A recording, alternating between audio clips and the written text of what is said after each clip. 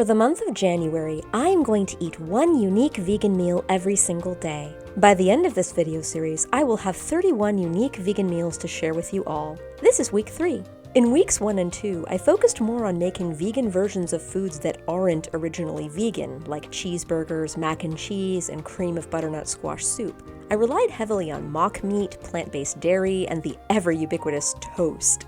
But this week, I'll be sharing recipes that were developed to already be delicious as vegan or nearly vegan dishes without using imitation animal products. We'll utilize flavorful spices and herbs, and we'll draw upon cuisines from parts of the world outside of North America for inspiration. First, let's have a look at the new groceries I bought for this week. Here are all the new groceries that I bought for this week. I will eat more than what is on the table right here. I'm going to be combining it with some things that I bought in previous weeks, as well as things from my pantry and freezer. Got a head of cauliflower, a couple heads of broccoli, a big package of cherry tomatoes, some fresh basil, which is really hard to find this time of year, serrano chilies, a couple apples, 3 big beautiful portobello mushrooms, an eggplant, and of course, what vegan month would be complete without tofu? And now let's have a look at what I ate.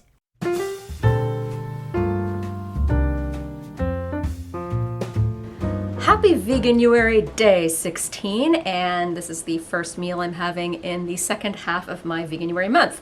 This is a pasta salad with romesco dressing. I actually got this from Bon Appetit YouTube channel back when Claire used to work with them, so I've linked that video in the video description, because it's basically that minus the Parmesan cheese. The little bits of Parmesan cheese that you stir in at the end were the only thing that made the salad non-vegan, so I just left it out, and now it's vegan.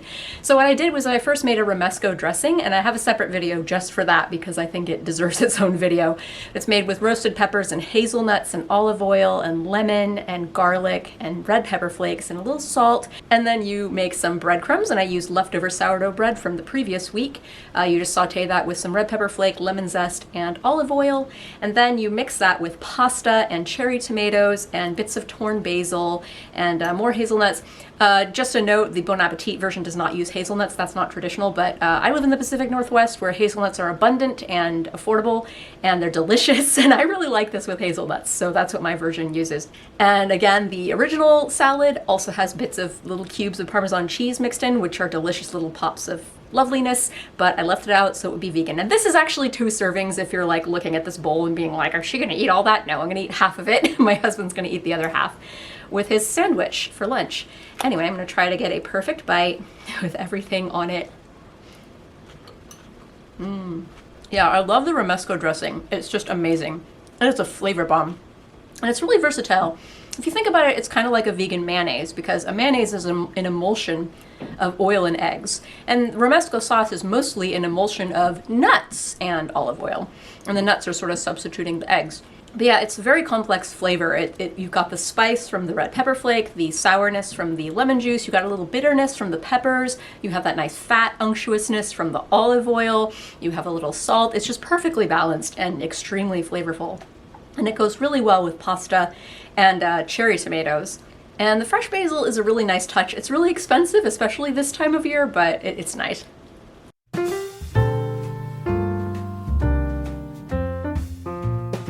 And here is something that I eat a lot in the summertime. It's the dead of winter now, so eggplants are not technically in season, but I love just doing sauteed eggplant with some rice. I've never had it with romesco before, but since I had some from the salad I made yesterday, I decided I'd try eggplant with romesco. So it's pretty simple. For the rice, all you do is you make rice normally as you would, but at the start you add some turmeric and some vegan butter and a little salt along with the water. Then for the eggplant steaks, all you do is you cut eggplant into about 3/4 inch rounds, and then you salt it pretty heavily and press it between paper towels for at least 20 minutes. I basically just did that while the rice was cooking. And then for cooking the eggplant, I put about a tablespoon of oil in a cast iron skillet. I heated it, and then I put the eggplant, I didn't even bother seasoning them. They still had a bit of the residual salt on from their press. I put them in the pan, and then I covered them. That's a little pro tip. I've discovered over the years, when you cook eggplant, Like, it tends to soak up a lot of oil on the first side, and then it will expel the oil a little bit on the second side. But sometimes it just doesn't really expel the oil well, and you wind up with really greasy eggplant. But I found that if you cover it while you cook it, it still gets brown. Like, look how brown it is. It still gets browned, but it doesn't soak up nearly as much oil that way, which is nice because, like, you want it to soak up a little oil. That's what makes it taste good, but you don't want it to be too greasy. Anyway, let's try this. Like I said, I have eaten this, you know, eggplant sauteed with rice on the side many, many times, but I have not had it with romesco before. And I suspected that the romesco would help it out a little bit because of the lemon juice in it. And despite all my best efforts, this eggplant is still a little bit greasy, so let's see if the romesco helps.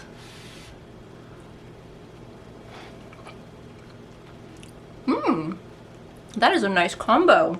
I don't know if I would bother doing it again because usually when I make the romesco sauce, I just make pasta salad because we love that salad so much, and then that's all I do with it. But it is good as a condiment, as a sauce on things. Yeah, this works.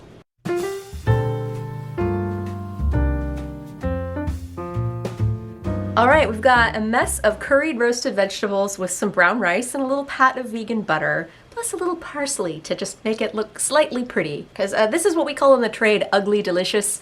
Like, it doesn't look very pretty, but it tastes good. Anyway, I used to make this a lot. I went through a phase a few years ago where I made this quite a bit, but I haven't made it in like over a year, so let's see how it tastes. Like, it'll come back to me when I have a bite. Yep. It's just as I remembered. It's pretty comforting. If you like curry powder, you'll like this, probably. What I like about the roasted vegetable mush is even though it's pretty mushy and you want to cook it till it's mushy, like there's still some textural variety in here. Like the cauliflower has a texture to it that's very different and distinct from the carrots and the sweet potato. It's fun to have the little florets. And the chickpeas I add in there just for extra protein. Now, if you were being full vegan, I'm not this month, but if you were being full vegan, you could add more chickpeas to this. Oh yeah, how did I make it? So if you're wondering how I made this, I actually have a video that I made a few years ago, so I will link to that video. Even as an omnivore, I usually just have it like this with a dollop of yogurt on the side. I did not feel like getting vegan yogurt. In case I didn't like it, I didn't want to be stuck eating this whole thing of vegan yogurt for this. I'm kind of done with the mock milks and the mock meats anyway. And if you're an omnivore, you can also like have a chicken leg, like a roasted chicken leg on the side of this, or like instead of the brown rice, have the meat on the side, just meat and roasted vegetables. That works as well. I think it works as a main dish personally. Yep. I don't have a fork. So I'm calling this breakfast because this is something that I often have for breakfast or just as a light meal at some point during the day. It's really simple. It's just a Yukon Gold potato or 2 or 3 depending on the size, chopped into little pieces with some sweet peppers chopped into little pieces, sauteed in a pan with some fat. Now since this is vegan, I used olive oil, but I usually use rendered animal fat left over from when I cook animals. And then I'm serving it on the side. This looks like ketchup, and I guess you could serve ketchup with it since that's usually vegan. This is actually a homemade strawberry cayenne red jalapeno hot sauce that I made over the summer, which happens to be vegan. So yeah, this is actually really tasty and satisfying, and it does especially taste good with hot sauce. It's also fine with applesauce or ketchup or nothing, or sometimes I'll have fried eggs on the side. No. It's definitely better, I think, fried in animal fat. It adds like this other layer of flavor. But when you serve it with the hot sauce, like you don't really notice the absence of the animal fat.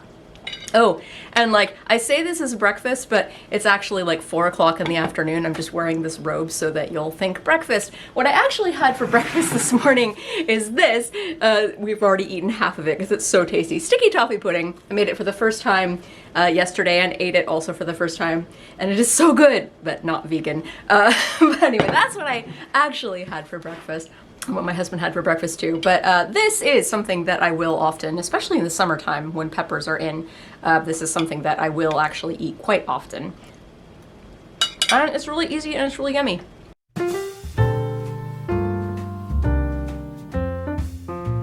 Okay, I did my version of a vegan steak dinner. This is like the one final thing that I'm doing in this vegan month where I'm sort of mimicking something that's not normally vegan. So you've got portobello mushroom steaks, vegan mashed potatoes with mushroom gravy, and roasted broccoli. So how I made this, I removed the stumps from the portobello mushrooms and I minced them very finely. And then I added some minced onion and some garlic and some salt, pepper, thyme.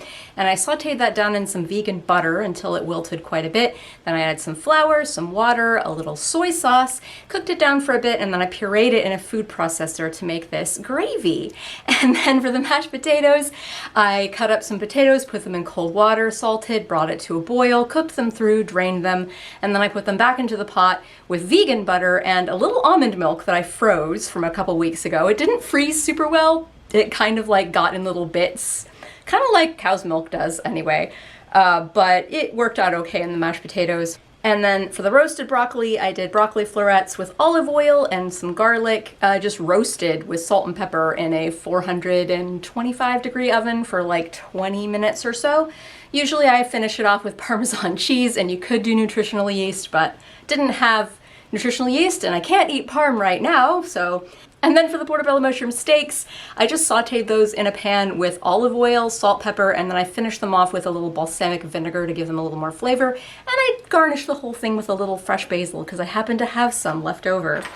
Okay, I've been rushed off my feet cooking this because I was simultaneously cooking like a non-vegan version of the same meal for my husband. This is why, like, I didn't want to do a whole vegan month because it would be really hard to we wouldn't be able to eat meals together anymore. All right, so I'm gonna try. I've already tasted the gravy and the mashed potatoes on their own, but not together.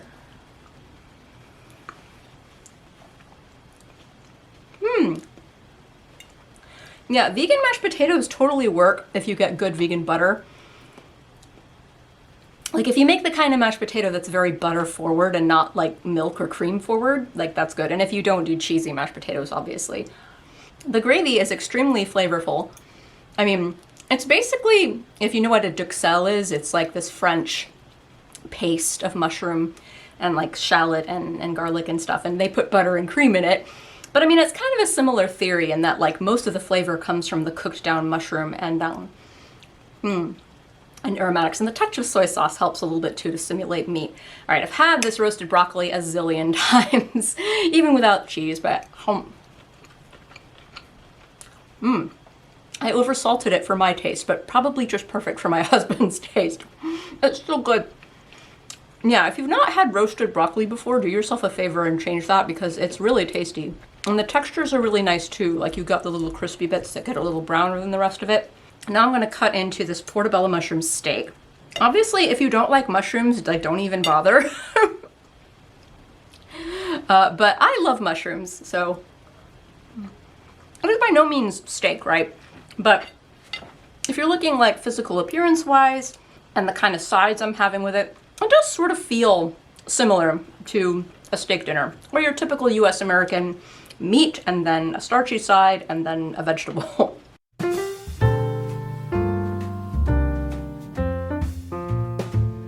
Whew, my face is so white. Okay, since today was my day off, I made an Indian feast. If I tip this bowl any further, it will spill out. Anyway, we have dal. This is basically a lentil curry. It's extremely common in Indian cuisine. And I don't have a dedicated video to this, but I did make this in my month where I ate a curry every single day. That's where the B-roll is coming from. You basically make a simple lentil stew out of red lentils, tomato, water, onion, and some other aromatics. And then you add this very, very flavorful spice-infused oil. So usually you'd use ghee, but I used vegan butter instead. And you got like ginger garlic paste and onion and tomato and fenugreek leaves and curry leaves and lots of other spices, and you mix them together and then you get dal, this lovely luscious soup, which I've had many times before. I've had all of this many times before, so it's not like I'm tasting it for the first time, but yeah, like if you are already vegan, or if you want to go vegan, or if you want to eat more vegan food, embrace Indian cuisine because the more spices you add, like you're just not gonna miss the meat. Recipes like this dal, that were developed to taste good without animal products. Like there's ghee in it, sure, but that's a pretty easy swap. I'm not really missing it so much like with the vegan butter. I'm sure if I had like a side-by-side taste test comparison of one with ghee and one with the vegan butter, I could probably taste a difference. But like on its own, it's great. Because it's already designed to taste good the way it is. You don't have to substitute meat with fake meat or milk with fake milk or cheese with fake cheese or anything. It's really tasty, extremely flavorful and extremely nutritious too. And then I've got my starches over here. So also the rice and the lentils balance, make a good protein. This is just leftover spicy rice from earlier in the week when I had the eggplant with spicy rice. And then these are samosas. I actually have a dedicated video on my channel to making these, and I got injured while making these just now. I don't know if you can see, I got this like little pink dot on my forehead that when I was deep frying these, because you deep fry them, like this droplet of oil just jumped out of the skillet. I wasn't even standing that close. Like the skillet was like there. I was like here, it was like poof, and it jumped and it like hit me square in the forehead. So I got a little burn there. Anyway, these are potato-filled samosas. You can do all different kinds of samosas. But this samosa, again, it's a recipe that, actually the recipe we found online was vegan. We add ghee to it because it tastes better with ghee. But the filling is potatoes sauteed with a bunch of spices and aromatics and ghee, but I use vegan butter in these. And then the pastry is made with either oil or I usually use ghee, but I used vegan butter today, and water and flour and salt. It's extremely simple pastry. And you wrap them up and you fry them. So I'm gonna taste, this is actually a little different than what I'm used to because I usually don't use vegan butter. So let's see.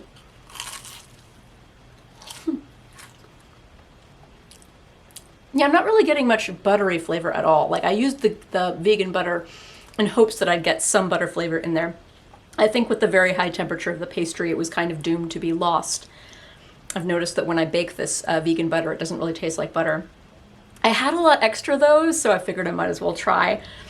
Yeah, I think if I had, I mean, even if I don't have the regular samosas that I usually make side by side, I can taste a little bit of a difference. These do not taste as buttery or as ghee as the ones I usually make, but they're still really, really good.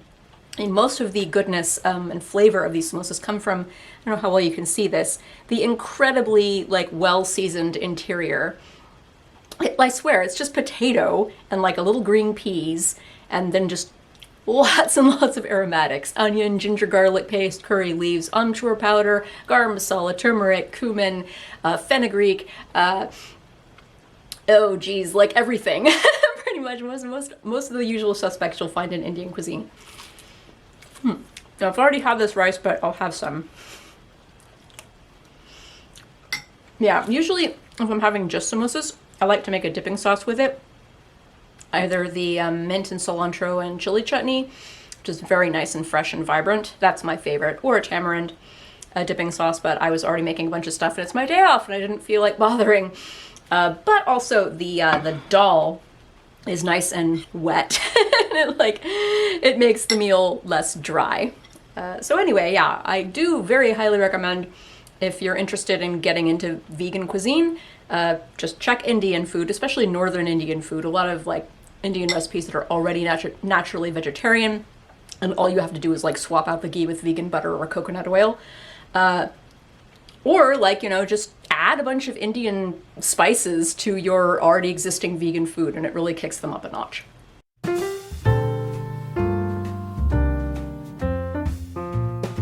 Okay, story time. For a while, a good year or two, I was really into cooking something like this. I say something like this in vague terms because most of the time I cook, I don't really use recipes. I just kind of wing it. I just cook. I mean, when you've been cooking all your life, you can generally just improvise and cook things. But I guess it was like in 2017 at some point during the summer, eggplants are in season, and I thought, ooh, I want some spicy food, ooh, I want some tofu, and eggplant's really good right now. I know I'll make like a chili, garlic, tofu, eggplant noodle. And I kind of developed it over the months, and you know, it was all in my head. I never wrote anything down, and as I was developing it, I was remembering things and improving the recipe. But then, like, mysteriously, I guess maybe I just got tired of it because I had it so much, I stopped making it, and Yeah, I haven't really been making it since. So every time I make it now, it's kind of a guessing game. I put a little recipe in the video description of what I did this time, but like, I don't necessarily stand by that recipe. That's not necessarily the best version of this. Anyway, what you do is you first brown some pieces of chopped tofu, and I press those together in paper towels just to squeeze out some of the moisture so they'll brown better. You brown that on high heat in some oil, and then you remove that from the skillet, and then you brown these eggplant pieces in the oil, and then you add the, well, I mean, in this case, I added the peppers. I just added these peppers because I had them from like my first week grocery shopping trip. I still had some and they were getting really old and I needed to use them up. So I'm like, well, they're going in this dish. And then I made a little chili garlic sauce out of Indian chili powder, paprika, sugar, garlic, and some red pepper flakes. So I expect this will be pretty spicy. And then I added some sesame oil and some rice vinegar to turn it into a little paste. And I sauteed that with all the veggies and the tofu. And then I added these are ramen noodles actually, which note, the seasoning packets are not vegan, but the noodles themselves are. And I already had them and I didn't want to like buy more noodles separately that were all vegan without the flavor packets just for the sake of this video when I already had a bunch of I don't know why my camera randomly stopped recording there. Anyway, I guess that's a sign I've been talking too much and I need to just eat this. So let me taste the noodles first for seasoning. Actually very good. Oh, I forgot if I mentioned, but there's also soy sauce in this. Yeah, I slightly overcooked the ramen noodles. Just FYI, it's really hard cooking while filming, especially if you're in a small kitchen like I am, and especially if it's a recipe like this where it's like go, go, go, go, go. You're like constantly cooking really quickly. So the noodles are a little more cooked than I'd like them to be, but otherwise this is very tasty. It's pretty much what I remember it to be. I unironically love tofu. I have always loved tofu. It is just so good. And yeah, instead of having fake meat, like I'd rather just have tofu because it's delicious in its own right. And yeah, this is one of those kinds of dishes that because I developed it without any animal products in mind, it just tastes naturally good as it is already. Between the chili and the vinegar and the garlic and the sesame oil and the soy sauce and like all these other very bold, strong flavors, you really don't miss the fact that there's no meat in it.